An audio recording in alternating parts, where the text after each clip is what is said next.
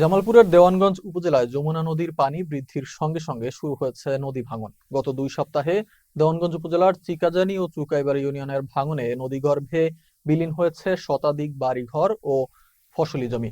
হুমকির মুখে 3,000 পরিবার। স্থানীয়দের অভিযোগ, ভাঙন রোধে নেওয়া হয়নি স্থায়ী কোনো উদ্যোগ। প্রশাসন বলছে, ভাঙন রোধে চলছে সমীক্ষা। প্রকল্পটি বাস্তবায়িত হলে আসবে স্থায়ী সমাধান। দেওয়ানগঞ্জ প্রতিনিধি ফারুক মিয়ার তথ্য ও ছবিতে ডেস্ক রিপোর্ট। জামালপুরের দেওয়ানগঞ্জ উপজেলার চিকাজানি ইউনিয়নের বড়খাল গ্রামে সপ্তাহ দুয়েক আগেও ছিল একটি সড়কসহ অর্ধশতাধিক বাড়িঘর, ছিল কয়েক একর ফসলি জমি। কিন্তু পানি বাড়ার সঙ্গে সঙ্গে খরস্রোতা যমুনা দেখাতে শুরু করেছে রুদ্রমূর্তি। 2 সপ্তাহের তাণ্ডবে ভিটেমাটি সহায় সম্বল হারিয়ে নিঃস্ব হয়েছে 1,200 পরিবার। ভাঙনের শিকার ইউনিয়নের চরডাকাতিয়া, কাজলাপাড়া, মণ্ডল বাজারসহ বিভিন্ন এলাকা। নদীগর্ভে বিলীন হয়েছে গুচ্ছগ্রাম, স্কুল, কলেজ, মাদ্রাসাসহ বিভিন্ন স্থাপনা। ভাঙন তীব্র হয়েছে চুকাইবাড়ি ইউনিয়নের কেল্লাকাটাসহ কয়েকটি এলাকায়। সহায় সম্বল রক্ষায় স্থায়ী পদক্ষেপের দাবি স্থানীয়দের। একদিকে করালগ্রাসী যমুনা, অপর দিকে ব্রহ্মপুত্র, দুটার ভাঙ্গনে আসলে চিকাজানি ইউনিয়নই অনেকটা ছোট হয়ে গেছে। সেই ক্ষেত্রে বিলীনের পথে 7 বের ভাঙ্গা দিছি, এখন আর ঠাই নাই। এখন আমরা কোথায় যাবো?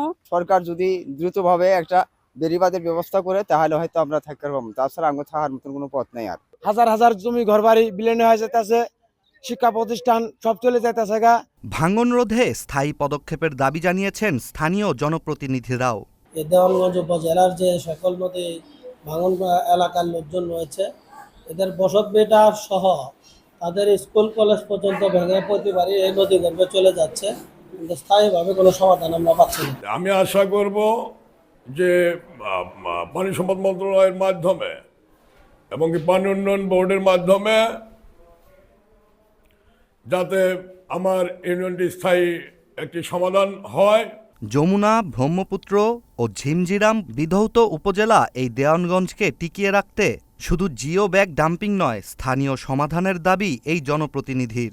মাননীয় প্রধানমন্ত্রী কাছে আকুল আবেদন জানাবো আমাদের উপজেলা চেয়ারম্যান এবং এমপি মহোদয়ের মাধ্যমে, তারা যেন দ্রুত এই প্রকল্পটি নদী ভাঙন রোধে বেড়িবাঁধ নির্মাণের অতি তাড়াতাড়ি বাস্তবায়ন করেন। উপজেলা নির্বাহী কর্মকর্তা বলছেন, ভাঙন রোধে আপাতত জিও ব্যাগ ডাম্পিং করা হবে। সমীক্ষা শেষে শুরু হবে কার্যক্রম। নদী ভাঙনের কারণে স্থায়ী নদী শাসন প্রয়োজন এবং আমরা সেগুলা অলরেডি তালিকা সহ এস্টিমেট করে আমরা মন্ত্রণালয়ে পাঠিয়েছি। আমরা মাননীয় সংসদ সদস্যের মাধ্যমে, জেলা প্রশাসক স্যারের মাধ্যমে কিন্তু সেগুলো পাঠিয়েছি।